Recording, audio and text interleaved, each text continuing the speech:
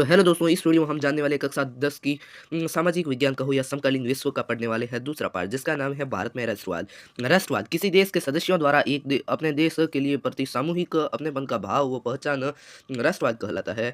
भारतीय राष्ट्रवाद के उदय के कारण अंग्रेजों की राजनीतिक प्रभाव, अंग्रेजों द्वारा आर्थिक शोषण, लॉर्ड लिटन का कठोर प्रभाव व दमनकारी नीतियां, वर्नाक्यूलर प्रेस एक्ट व आईसीएस के उन घटना, संचार के साधनों का विकास, शिक्षा में वृद्धि, धार्मिक और सामाजिक सुधार आंदोलन, समाचार पत्रों का योगदान। भारतीय राष्ट्रवाद को 3 चरणों में बांटा गया है। प्रथम चरण 1885 से 1905 उदारवादी, द्वितीय चरण 1905 से 1919 उग्रवादी राष्ट्रवाद, तृतीय चरण 1919 से 1947 क्रांतिकारी युग यानी गांधी युग। प्रथम विश्व युद्ध और भारतीय राष्ट्रवाद। प्रथम विश्व युद्ध ने एक नई आर्थिक और राजनीतिक स्थिति पैदा कर दी। युद्ध के कारण रक्षा खर्च में भारी वृद्धि हो गई, जिसकी भरपाई करने हेतु युद्ध के नाम पर कर्जे लिए जा रहे थे। कर्जे करों में वृद्धि की गई। बढ़े हुए करों की के कारण भारतीय नागरिकों ने अंग्रेजों के प्रति विद्रोह की भावना पैदा कर दी।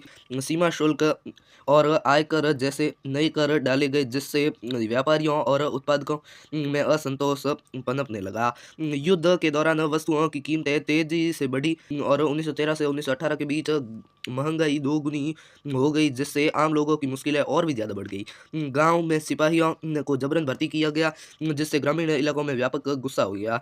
1821 में देश के बहुत सारे भागों में दुर्भिक्ष, अकाल पड़े, जिसके कारण खाद्य पदार्थों की भारी अभाव पैदा हो गया। युद्धोपरांत देश में भयंकर महामारी फ्लू फैली, जिससे 120 से 130 लाख लोग इसके शिकार हो गए। सरकार द्वारा ध्यान नहीं देने पर भारतीय जनमानस में अंग्रेजों के प्रति भारी असंतोष पैदा हो गया। लोगों को उम्मीद थी कि युद्ध के बाद उनकी मुसीबतें कम हो जाएगी, लेकिन ऐसा नहीं होने से अंग्रेजों के प्रति विद्रोह की भावना और भी ज़्यादा बलवती यानी ज़्यादा हो गई। खिलाफत आंदोलन से भी भारतीय राष्ट्रवाद को बल मिला। सत्याग्रह। गांधी जी के अनुसार सत्याग्रह शक्तिशाली लोगों का हथियार है, जबकि निष्क्रिय प्रतिरोध दुर्बलों का हथियार है। सत्याग्रह निष्क्रिय प्रतिरोध नहीं है, इसके लिए सघन सक्रियता चाहिए। सत्याग्रह शारीरिक बल नहीं है, बल्कि यह शुद्ध नैतिक आत्मबल है। सत्याग्रही अपने शत्रु को कष्ट पहुंचाने की बजाय प्रेम पूर्वक उसके हृदय को परिवर्तित करके जीतने का प्रयास करते हैं। सत्याग्रह में दुर्भावना और हिंसा का कोई स्थान नहीं होता। अहिंसा ही सर्वोच्च धर्म है। गांधी जी का मानना था कि यदि आपका उद्देश्य सच्चा है तो शत्रु से मुकाबला करने के लिए आपको किसी शारीरिक बल की आवश्यकता नहीं होगी। प्रतिशोध यानी बदला और हिंसा का सहारे के बिना सत्याग्रही व्यक्ति केवल अहिंसा के सहारे अपने संघर्ष में सफल हो सकता है। गांधी जी का विश्वास था कि अहिंसा का धर्म सभी भारतीय की एकता का सूत्र में बांध देगा। गांधी जी ने अपना प्रथम सत्याग्रह अफ्रीका में अंग्रेजों के विरुद्ध लड़ा। भारत में सत्याग्रह का पहला प्रयोग गांधी जी ने चंपारण बिहार में किया। गांधी जी का अफ्रीका से भारत आगमन 9 जनवरी 1915 को हुआ। चंपारण सत्याग्रह ये भारत में गांधी जी का पहला सत्याग्रह था। बिहार में नील की खेती करने वाले किसानों के लिए अंग्रेजों ने 3 कड़िया पद्धति अनिवार्य कर रखी थी, जबकि नील की खेती किसानों के लिए लाभदायी नहीं थी। किसानों को इस समस्या को लेकर रामचरण शुक्ल गांधी जी के पास आए। गांधी जी ने 1917 में चंपारण बिहार जाकर किसान के लिए अंग्रेजों के विरुद्ध संघर्ष किया, जो चंपारण सत्याग्रह के नाम से जाना जाता है। मिल मजदूर आंदोलन। 1918 में गांधी जी ने अहमदाबाद में सूती वस्त्र कारखानों के मजदूरों के हितों की रक्षा हेतु सत्याग्रह किया। मजदूरों को मिलने वाली 20% पेंशन को 35% करवाया। खेड़ा किसान सत्याग्रह। 1918 में गांधी जी ने गुजरात के खेड़ा जिले में किसानों हेतु सत्याग्रह का आयोजन किया। अकाल और प्लेग की महामारी के कारण किसान लगान चुकाने की हालत में नहीं थे। गांधी जी ने लगान को माफी हेतु सत्याग्रह किया। खिलाफत आंदोलन। प्रथम विश्व युद्ध में तुर्की की हार के बाद ब्रिटेन ने तुर्की के सुल्तान यानी खलीफा की शक्तियाँ कम करने का प्रयास किया और दुनिया भर के मुसलमान तुर्की के सुल्तान को अपना खलीफा यानी गुरु मानते थे। मुस्लिम समुदाय द्वारा अंग्रेजों के खिलाफ तथा खलीफा के पक्ष में किया गया आंदोलन खिलाफत आंदोलन के नाम से जाना गया। भारतीय मुसलमानों ने भी खिलाफत आंदोलन में भाग लिया। और गांधी जी ने इस अपेक्षा के साथ खिलाफत आंदोलन का समर्थन किया कि असहयोग आंदोलन में मुस्लिम उनका सहयोग करेंगे। खिलाफत कमेटी का गठन मार्च 1919 बम्बई में हुआ और भारत में इसका नेतृत्व अली बंधुआ, मोहम्मद अली और शौकत अली ने किया। रॉलेट एक्ट 1919 में सिडनी रॉलेट की अध्यक्षता रॉलेट एक्ट भारत में लागू हुआ। ब्रिटिश इंपीरियल लेजिस्लेटिव काउंसिल ने भारतीय सदस्यों का विरोध के बावजूद भी इस कानून को पारित किया। इस कानून के तहत किसी भी भारतीय व्यक्ति को मुकदमा चलाए बिना 2 साल तक कैद रखने का प्रावधान था। भारत में इसे बिना अपील, बिना दलील और बिना वकील का कानून भी कहा जाता है। जलियांवाला बाग हत्याकांड रॉलेट एक्ट 1919 संपूर्ण देश में विरोध हुआ। विभिन्न शहरों में रैली और जुलूसों का आयोजन किया गया। रेल कर्मचारियों ने हड़तालें शुरू की, दुकानें बंद की गई और रॉलेट सत्याग्रह शुरू हुआ। अंग्रेजों ने सत्याग्रही दमनकारियों हेतु गांधी जी के दिल्ली में प्रवेश करने पर रोक लगा दी। 10 अप्रैल को 19 को अमृतसर में पुलिस ने शांतिपूर्ण जुलूस पर गोली चला दी तथा डॉक्टर सत्यपाल तथा सैफुद्दीन किचलू को गिरफ्तार कर दिया गया। शहरों में मार्शल लॉ शुरू कर दिया गया। 13 अप्रैल 1919 को वैसाखी के दिन अमृतसर में जलियांवाला बाग हत्याकांड मैदान में हजारों लोग जमा हुए। ये लोग शांतिपूर्ण तरीके से रॉलेट एक्ट का विरोध कर रहे थे। ये मैदान के चारों तरफ से बंद था और बहुत सारे लोगों ने मार्शल लॉ की जानकारी भी नहीं थी। जनरल डायर ने हथियारबंद सैनिकों के साथ वहां पहुंचा और मैदान से बाहर जाने के सारे रास्ते बंद कर दिए। सैनिकों की भीड़ पर अंधाधुंध गोलियां चलाई जिसमें हजारों निहत्थे लोग मारे गए। जनरल डायर ने बताया कि इसका उद्देश्य सत्याग्रहियों के जहन में दहशत और एक नैतिक प्रभाव उत्पन्न करना था। जलियांवाला बाग हत्याकांड की जांच करने हेतु हंटर कमेटी का गठन हुआ, जिसने अपनी रिपोर्ट में मृतक की संख्या 379 बताई, जबकि इस हत्याकांड में मरने वाले लोगों की संख्या बहुत ज्यादा थी। गांधी जी ने हंटर कमेटी की जांच रिपोर्ट के पन्ने दर पन्ने निर्लज लिपापोती कहा। असहयोग आंदोलन गांधी जी का ये मानना था कि भारत में अंग्रेजी शासन भारतीय सहयोग से ही स्थापित हुआ है और इसी सहयोग के कारण चल रहा है। भारतीय अपना सहयोग वापस ले तो ब्रिटिश शासन साल भर के अंदर ढह जाएगा और स्वराज की स्थापना हो जाएगी। असहयोग आंदोलन के कार्यक्रम असहयोग आंदोलन के कार्यक्रमों में रचनात्मक और विध्वंसात्मक 2 तरह के कार्यक्रम आयोजित किए गए। रचनात्मक कार्यक्रम राष्ट्रीय स्कूलों में कॉलेजों की स्थापना हुई। कुटीर उद्योगों को प्रोत्साहन किया गया। हिंदू मुस्लिम एकता को बनाए रखना, छुआछूत को त्याग, सामाजिक न्याय के लिए न्याय पंचायती की स्थापना करना, अहिंसा को त्याग कर अहिंसा को बढ़ावा देना। विध्वंसात्मक कार्यक्रम शिक्षकों व विद्यार्थियों द्वारा अंग्रेजी शिक्षण संस्थानों का बहिष्कार, सेना पुलिस रेलवे की नौकरियों का त्याग पत्र देना, अंग्रेजों द्वारा दी गई उपाधियों को पदवियों का वापस लौटाना, वकीलों द्वारा अदालतों का बहिष्कार, विद्यार्थियों के परिषदों के चुनाव का बहिष्कार। असहयोग आंदोलन की धाराएं शहरों में असहयोग आंदोलन असहयोग आंदोलन की शुरुआत शहरी मध्यम वर्गीय लोगों से हुई। हजारों विद्यार्थियों ने स्कूल और कॉलेज छोड़े।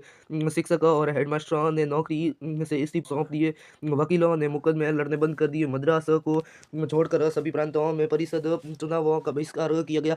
मद्रास में गैर ब्राह्मणों द्वारा बनाई गई इस जस्टिस पार्टी का मानना था कि काउंसिल में प्रवेश के जरिए उन्हें वे अधिकार मिल सकते हैं जो सामान्य रूप से केवल ब्राह्मणों को मिलते हैं। इसलिए इस पार्टी ने चुनावों का बहिष्कार नहीं किया। आर्थिक मोर्चे पर असहयोग आंदोलनों का असर और भी ज्यादा नाटकीय रहा। विदेशी सामानों का बहिष्कार किया गया। शराब की दुकानों पर पिकेटिंग की गई और विदेशी कपड़ों की होली जलाई गई। 1921 से 1922 के बीच विदेशी कपड़ों की आयात आधा रह गया।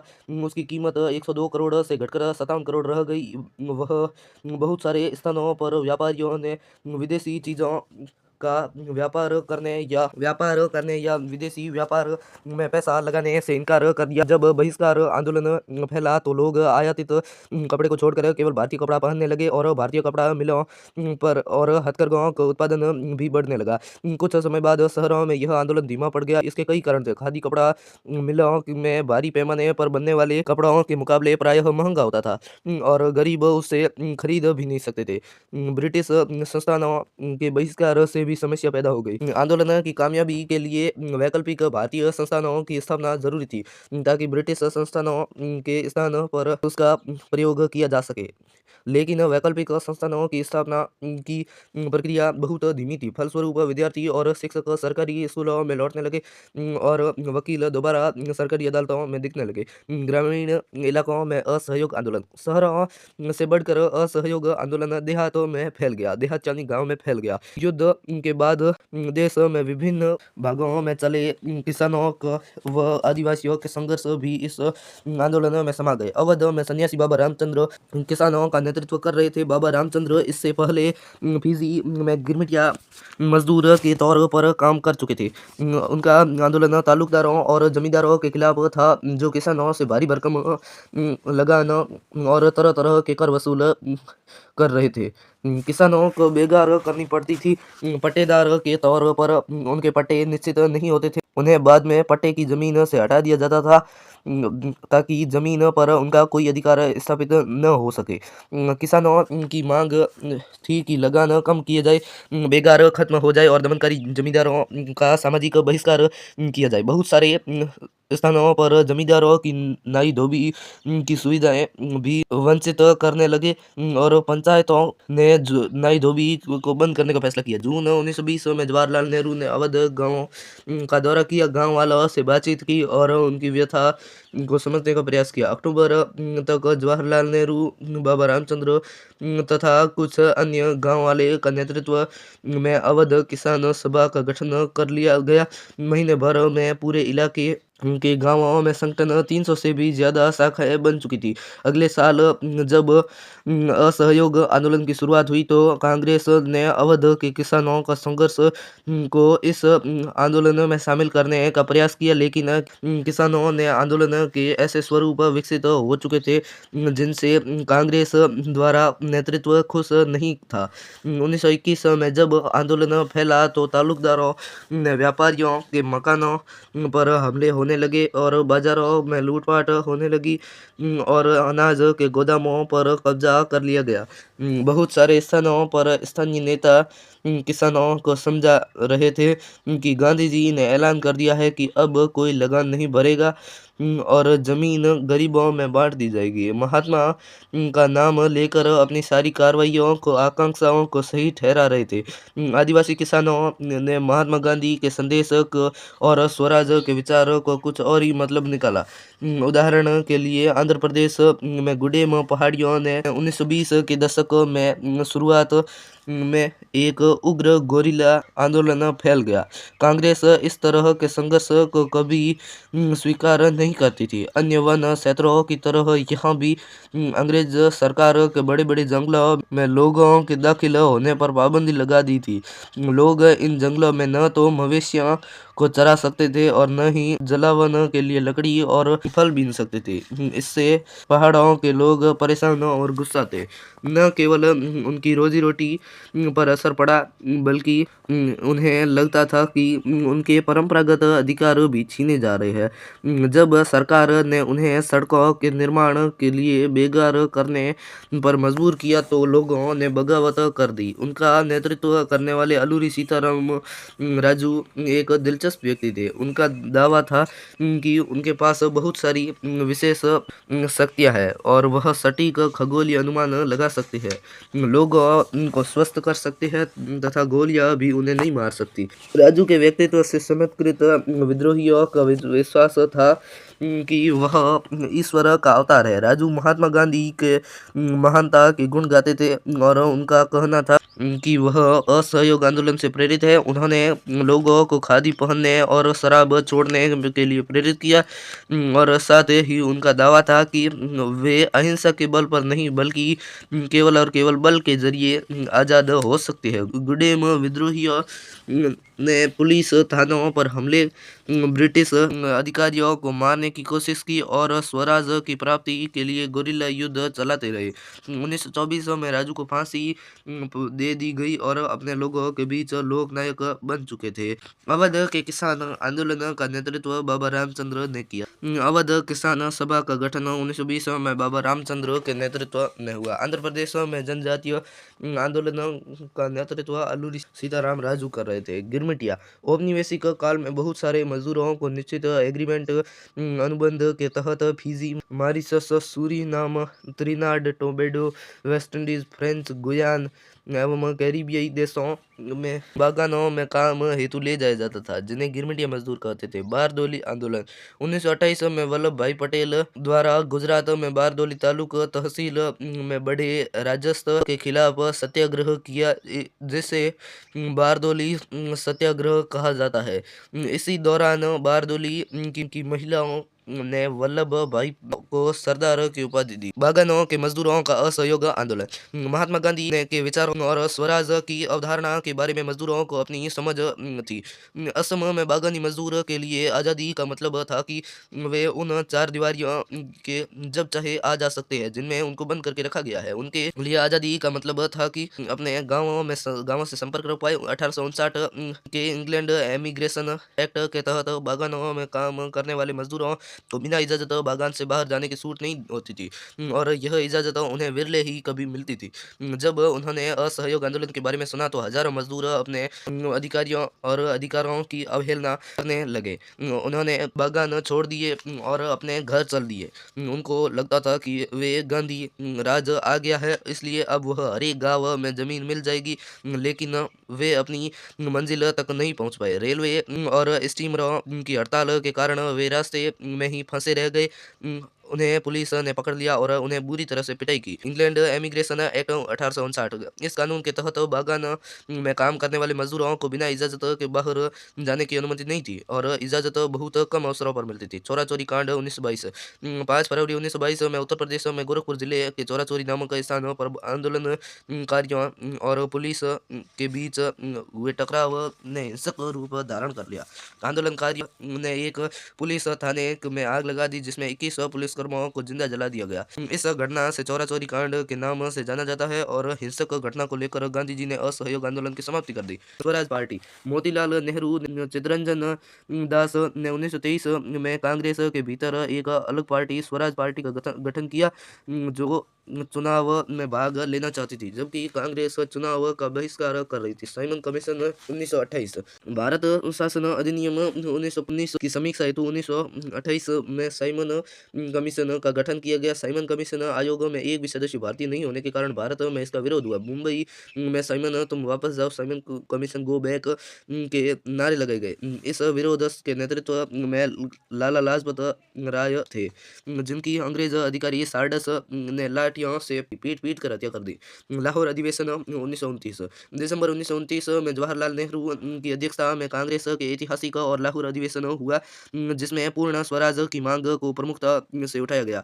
26 जनवरी 1930 को कांग्रेस में तिरंगा फहराते हुए भारत के स्वतंत्रता की घोषणा की और 26 जनवरी को स्वतंत्रता के रूप में मनाया। डोमिनियन स्टेट्स अधिराज्य साइमन कमीशन का विरोध शांत करने के लिए 1929 में भारत के गवर्नर जनरल लॉर्ड इरविन ने भारत के लिए भारत को डोमिनियन स्टेट्स का दर्जा देने की घोषणा की, लेकिन इसकी समय सीमा निर्धारित नहीं की। गांधी जी ने 11 सूत्री मांगे। गांधी जी ने लॉर्ड इरविन के समक्ष अपनी 11 प्रमुख मांगों के लिए 31 जनवरी 1930 को लिखा, जिसमें सबसे महत्वपूर्ण मांग नमक कर की को खत्म करने के बारे में थी। गांधी जी ने अपनी मांगे मानने के लिए 11 मार्च तक समय का अल्टीमेट दिया गया। इरविन झुकने के लिए तैयार नहीं था। गांधी जी की मांगों के अस्वीकार कर दिया गया। इसके बाद गांधी जी ने कहा कि मैंने घुटने टेक कर रोटी मांगी, लेकिन मुझे पत्थर मिला। दांडी यात्रा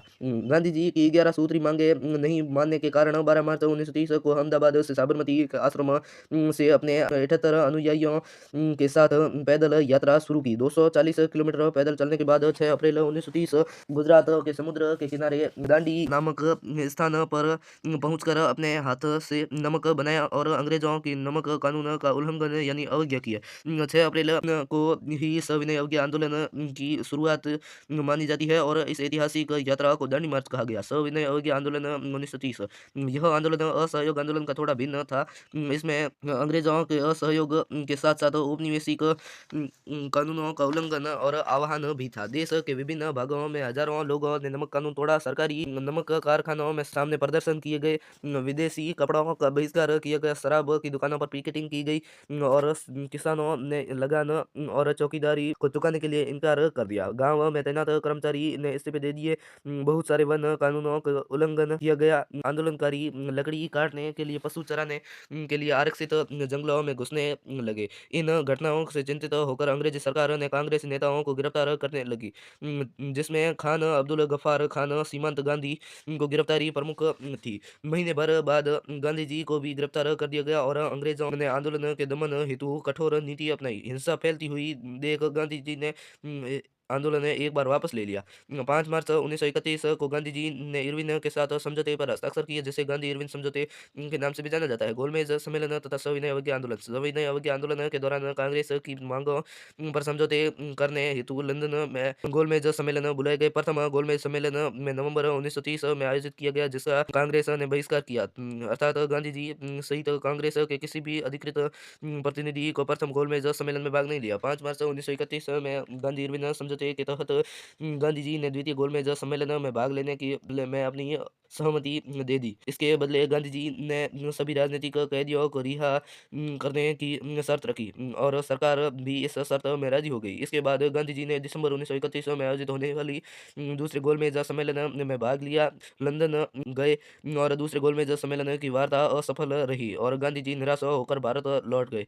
द्वितीय गोलमेज सम्मेलन के बाद जब गांधी जी भारत आए तब अंग्रेजों ने नए सिरे एक दमन शुरू कर दिया। जवाहरलाल नेहरू और खान अब्दुल गफ्फार खान जेल में ही थे। कांग्रेस में गैर कानूनी संगठन कर दिया और सभाओं का प्रदर्शन करने के लिए बहिष्कार जैसी गतिविधियों को रोकने के लिए सख्त कदम उठाए। इन सभी आशंकाओं के चलते गांधी जी ने 1932 में सविनय अवज्ञा आंदोलन को दोबारा करना पड़ा। साल भर चलने के बाद 1934 में आते आते यह आंदोलन की गतिविधि में पड़ गई। सविनय अवज्ञा आंदोलन के विभिन्न समूहों की किसानों की भूमिका, संपन्न किसानों की भूमिका। गुजरात में पाटीदार व उत्तर प्रदेश के जाट समुदायों में संपन्न किसान सविनय अवज्ञा में सक्रिय थे और व्यापार में मंदी में गिरती कीमतों के कारण किसान लगान चुकाने की हालत में नहीं थे। संपन्न किसानों को सविनय अवज्ञा आंदोलन की बढ़ चढ़कर हिस्सा लिया। उनके लिए स्वराज की लड़ाई भारी लगान के खिलाफ लड़ाई थी।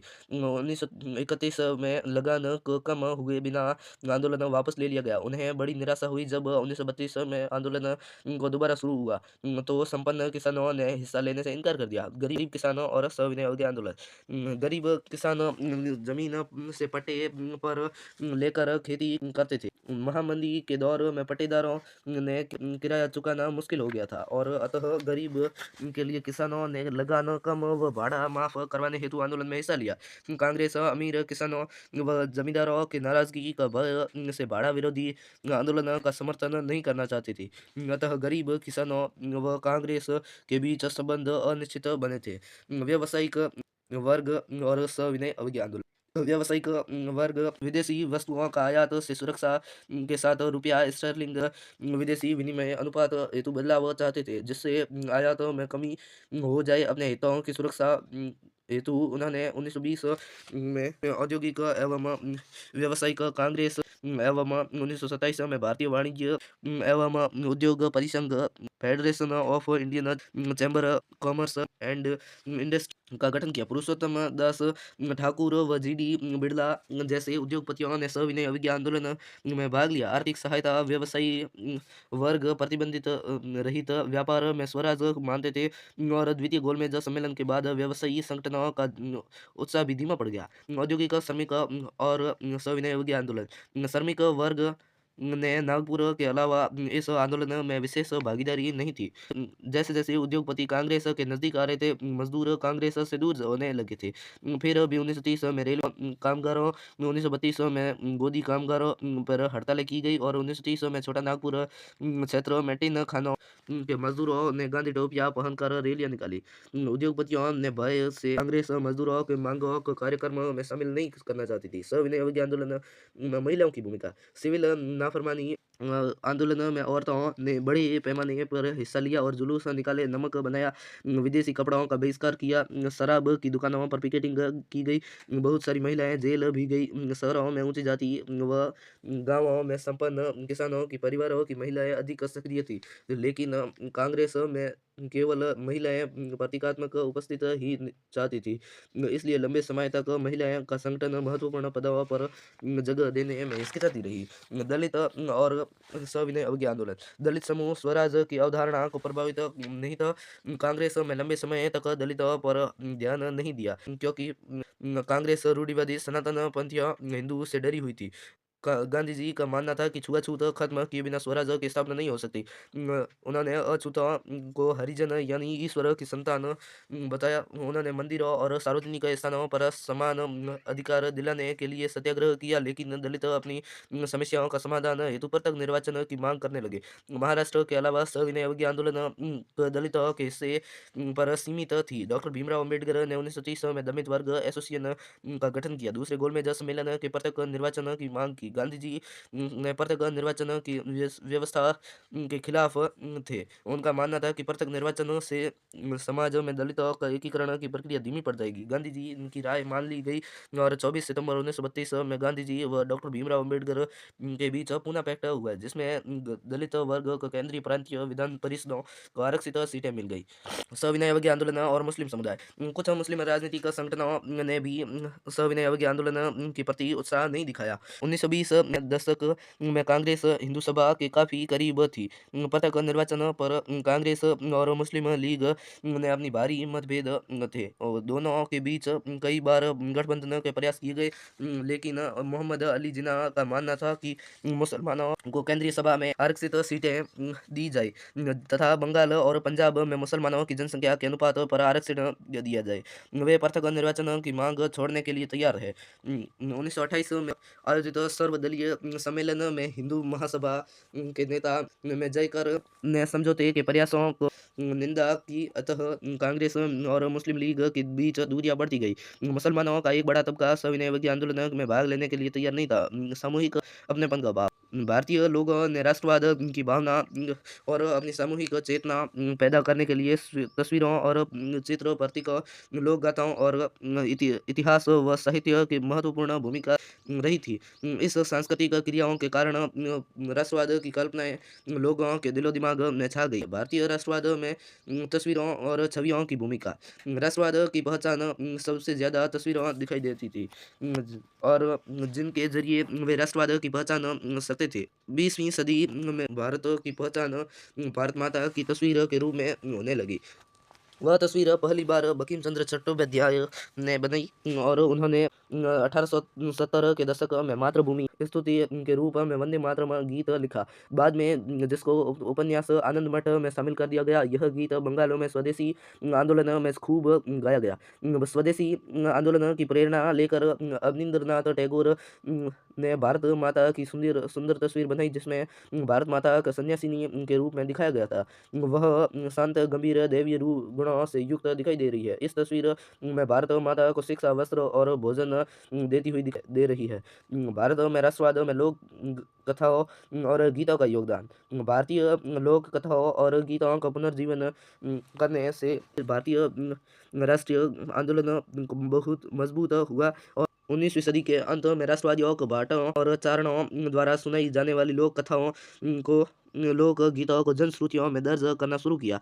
इससे भारतीय लोगों ने अपनी संस्कृति के प्रति प्रेम भाव उत्पन्न हुआ और बाहरी ताकतों के खिलाफ घृणा पैदा हुई। रविंद्रनाथ टैगोर ने लोकगीत, लोकगीत, लोक परंपराओं को पुनर्जीवित करने के लिए आंदोलन किया। मद्रास में नटेश शास्त्री ने द फोकलर्स ऑफ सदर्न इंडिया के नाम से तमिल कथाओं का संकलन 4 खंडों में किया। राष्ट्रवाद में चिन्हों और प्रतीकों का योगदान। जैसे जैसे राष्ट्रीय आंदोलन आगे बढ़ा, लोगों ने राष्ट्रवाद की भावना भरने के लिए तरह तरह के चिन्हों का इस्तेमाल किया। प्रतीकों का प्रयोग बढ़ने लगा। बंगाल में स्वदेशी आंदोलनों के दौरान झंडा पीला, हरा, लाल तैयार किया गया। इसमें ब्रिटिश भारत में 8 प्रांतों का प्रतिनिधित्व करने वाले कमल, 8 फूल तथा हिंदू मुस्लिमों के प्रतिनिधित्व करने वाले के लिए अर्धचंद्र दर्शाया गया था। 1921 तक गांधी जी ने भी अपने स्वराज झंडे का तैयार किया। सफ़ेद, हरे और लाल झंडे के बीच गांधीवादी चरखे